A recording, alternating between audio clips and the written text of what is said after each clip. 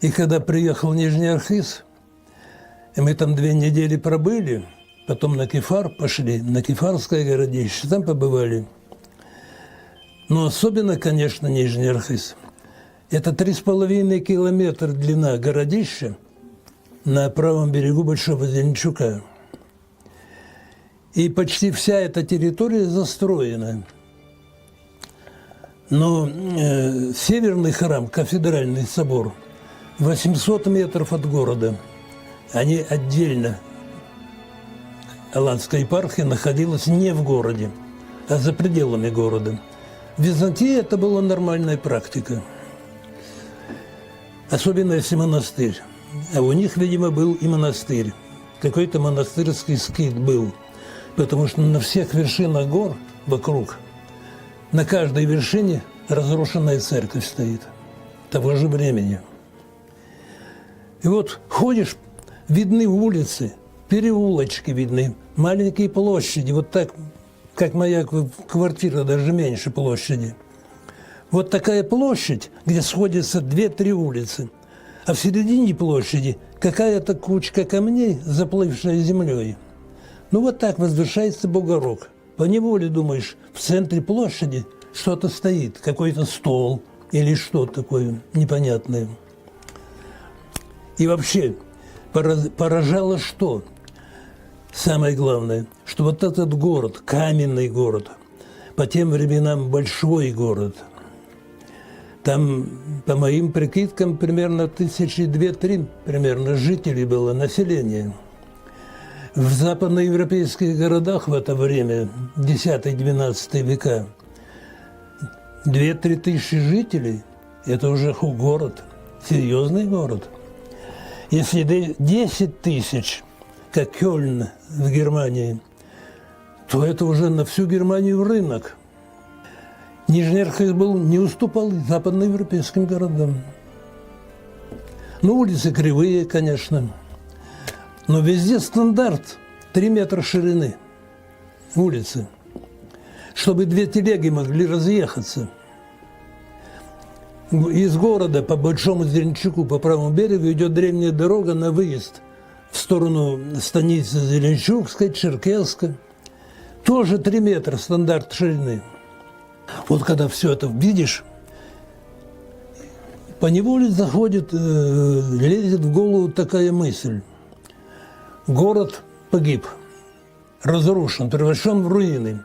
3 километра длины руины. А вот храмы все стоят. Их там 3. Все стоят. Почему храмы стоят, а город разрушен?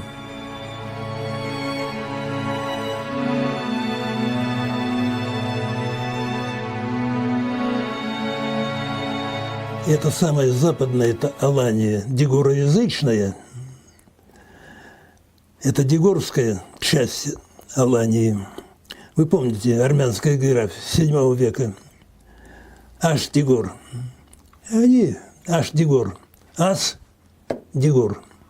То есть они одновременно называют себя и Ас, осетин, и в то же время они называют себя Дигор. Они уже тогда знали, что они один народ с восточными аланами, но в то же время они подчеркивали, что они дигорцы. И эти памятники все христианские, и Аланская епархия, на их территории.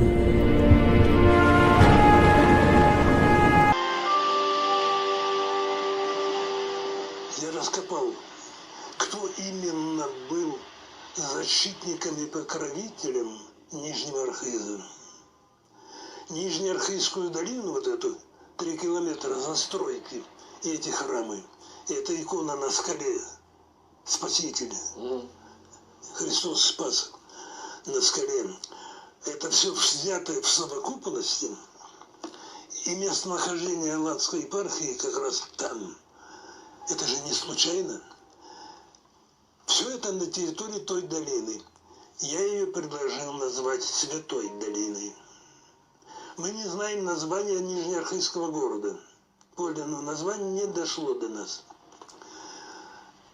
Я предлагаю народное название. Я предлагаю, как автор, но я предлагаю народу и прежде всего, конечно, вам, осетинам, бывшим аланам, неважно, западные или восточные. Я предлагаю назвать Нижнеархизскую долину Святой долиной. Синтинский храм, вы знаете, стоит на Кубани, при слиянии Теберды и Кубани. Там такая невысокая остроконечная гора, и вон на этой горе поставлен Синтинский храм. А внизу находилось городище, крупное городище. На нем был тоже построен монастырь в XIX веке. В Нижнем Архизе мужской, а в Синтах женский. Так вот, эту гору с Синтинским храмом уже тогда, в XIX веке, местные монахи назвали Святой горой. В Синтах Святая гора, а в Нижнем Архизе Святая долина. Получается так, что и Кубань, ущелье Кубани, Теберды, и Нижний Архиз – это все территория святая. Почему святая? Да потому что Нижний Архиз защищал и был покровителем, он же чудотворец, святой Николай. Я в 60-м году раскопал Северный храм. Он был кафедральным собором Аланской епархии. Внутри, в нартексе храма, мной было раскопано крещальня, так называемый баптистерий. В левом углу северо-западный угол нартекса. 4 ступенечки, паперть, примерно вот такая, как этот стол. Одна каменная плита. 4 ступенечки. А вот здесь каменный ящик был, который заполнялся водой. Купель, да. И дырка в полу проделана с пробкой. Затыкали, набирали воду и крестили. Почему избрали это место? Именно это место, вот здесь. Потому что оно находится на берегу балки церковной. А по церковной балке круглый год идет вода. Водоносная балка. Для крещения алан, крестить надо не только знать, но и народ надо крестить. Надо было много воды. Если сделать этот баптистерий в среднем храме, это будет почти километровое расстояние. Ходить за водой. Это было неудобно. Поэтому Северный храм, кафедральный собор, поставили на берегу церковной балки, подвели специальный дренаж, отвели воду прямо в Северный храм. И эта вода поступала в купель. Ее не надо было таскать.